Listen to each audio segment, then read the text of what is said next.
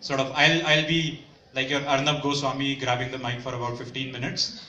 And then I'll pass on the mic to you guys and we'll come to the question. So before we start, can we just go through a round of introduction? Himanshu, we can start from you. I'll put you in the spot there. Okay, hi everyone. I'm Himanshu Varkar, based in Pune. Work for Barclays Technology Center India, which is a 5,200 plus strong organization. Many of you may not have heard about it. We are better known for Barclays Premier League. My role is I'm heading digital in Barclays Technology Center India, and as Pranay rightly mentioned, is jacket ke niche ek startup ka dimag hai. And that's what I've been doing for the last 18-24 months, and we'll talk more about it. Hi guys, my name is Nishant. I'm one of the co-founders of Viduli. We're a video analytics company. We work with a bunch of content creators, multi-channel networks and brands. Basically names like AIB, TVF and MCNs like maybe Ping, Culture Machine, and started working with the brands as well. So we basically help them get actionable insights on their content, help them understand what content works, how to distribute them, and effectively how to generate more ROI and revenues out of their content. It's been about 1.5 years since we've started. And we keep on hearing about digital video growing. Every other day we keep on hearing about new OTT platforms coming in. And we're still trying to figure out that, whether it actually makes sense for all these people to come into the content business, how big it can be. But it's definitely exciting with all the different social platforms like Facebook, Twitter, everyone getting into online video. We're just getting started, and I think digital video is going to be huge. Yeah. Hi, I'm Neeraj Kumar Singhal. I am an angel investor. Before angel investing, I am also an entrepreneur, and I work in the defense and railway sector. And I had established a joint venture with a Chinese railway company in 2005. And since I work majorly with most of the railway sector companies in India. Further, we also work in the defense sector, where we represent various companies here in India and trying to establish the manufacturing basis for them here in India. Thank you. So Nishant, run me through your experience of the initial B2B sales and B2B tie-ups you did, especially like the problems you faced and how you came over them.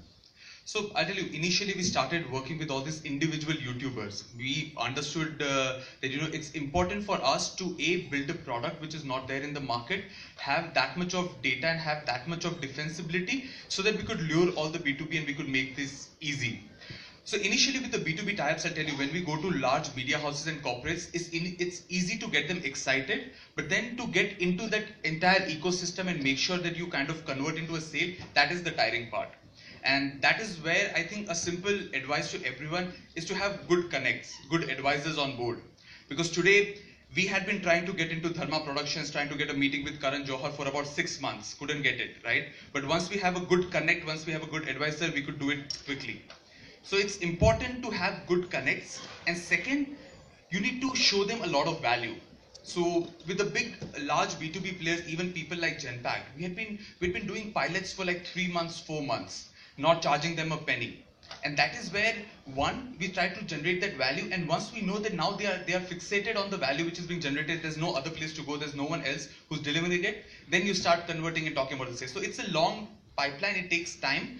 But it's only the initial few B2B sales which you need that to identify that what works and what does not.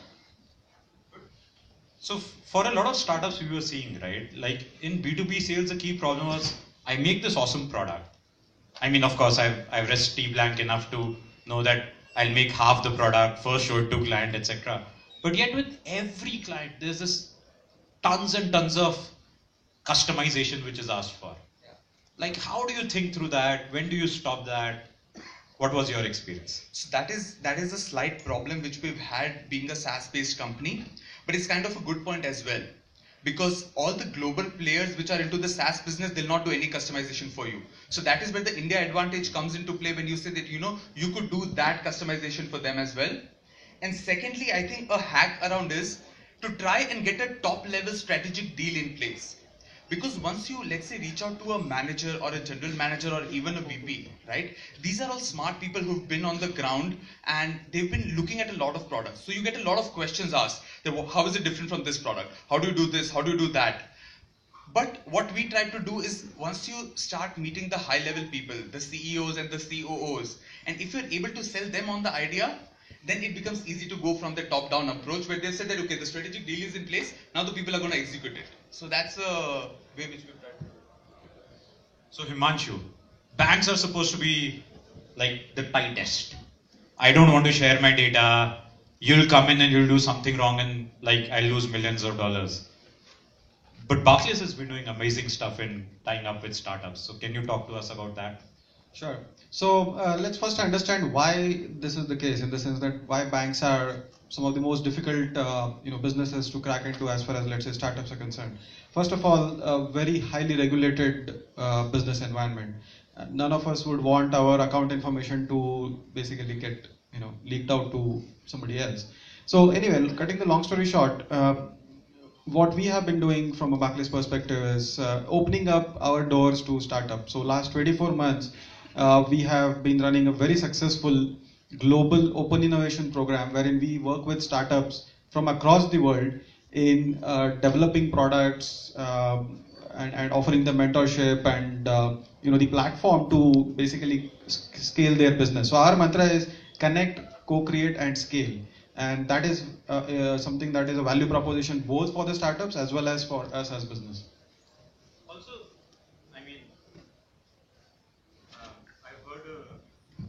I've heard a lot about Rise, and I mean, I'm being sly here. I know we're partners in that, but still, if you could tell audience a lot more about Rise and how can that sort of help fintech Sure. startups? Yeah, so Rise is our global open innovation platform. You can basically Google the website www.thinkrise.com, and whereby we essentially offer three ways in which startups can connect with us and our businesses. One is through our co-working sites, which are currently spread across 5 different cities across the world: London, Manchester, Cape Town, New York, Tel Aviv, and guess what? We're coming to Mumbai with 91 Springboard. Okay, why Mumbai and not Delhi? I mean, I'm in Delhi. I need to be, careful about saying good things about Mumbai. But hey, I mean, it's basically pan India. Okay, so all of you are welcome to come and visit the site and be part of the journey. So that's one element. Second is we run a very highly successful accelerator program, which is a cohort-based model. Our average number of applications are 700 in each cohort, out of which we select 10. And these cohorts run across all these different centers throughout the year. So, and this is across 90 countries that we get application. The third is our academic partnership. So we also help take the research that is happening in the academic institutions into the business world through these various platforms. So again, that's the kind of ecosystem that we have created. And we essentially allow startups to develop their products and don't restrict them from working only with us. You're free to go and work with others also. Of course, we get into Who owns the deals and IP? contracts. Who owns the The IP is owned by the startup. Okay. And that's, I think, really something that startups are very worried about. When I go to a big corporate, that's it. I mean, I'm locked into one customer. No, actually not. We help you scale your business and go to other customers as well. So, Neeraj sir, on the other side, right, like when I'm looking at traditional businesses, if I look at defense, etc., as any so we had supported this startup which was making awesome UAVs, right? But just to go through that tender process was killing. Like more often than not, we didn't even qualify. Even if we did, it required these deposits, etc. How do you think startups should navigate that? I suggest all the startups to get in touch with the various corporates which are already operating in that area, because if you will try to just go for the registration with either railways or defense, it will be very difficult to get registered, even registered with them. Then there is a whole lot of process, like for railways you need to go to RDSO to get your product validated, or with the defense you need to go to DRDO or there are other various organizations to get your product validated. Then only you can you will be able to participate in the tenders. And in tenders also it's a difficult process, means once your technology is new, they will not give you the full tender, and they have lot of restrictions, and they have lot of rules which says that you need to give them the lot of trials on no commitment and no cost basis. You will be amazed to learn that we had given trial for 7 years to defense for some of our products, and once the trials are over, they had cancelled the tenders.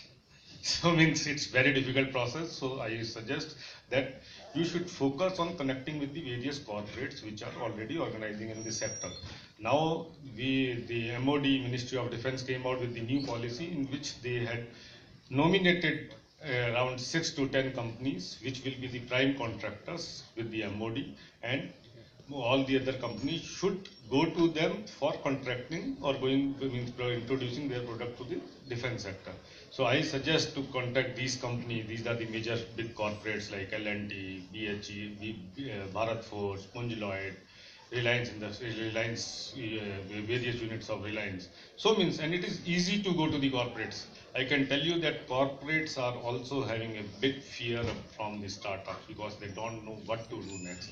So instead of just going to the lower people like their managers or their somebody else, you should try to contact their higher people because they understand, they know that they need to change, and they are unable to drive the change from their own organization because of their old practices and the legacy systems. So that's interesting.